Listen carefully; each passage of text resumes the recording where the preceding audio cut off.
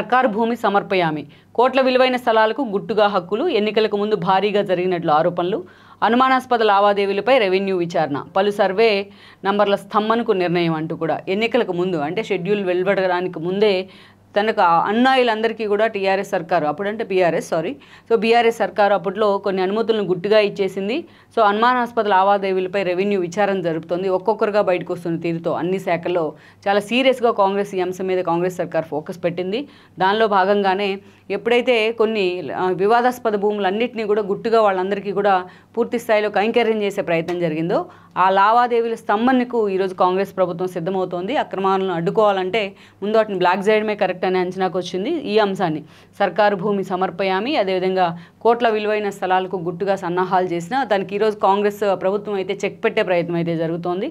So రియల్టర్లో city outskirts and Telangana వ్యాప్తంగా ఉన్న రియల్టర్లో ఇది ఒక ఉలికిపాటు అని అనుకోవాలి కొంతమందిలో.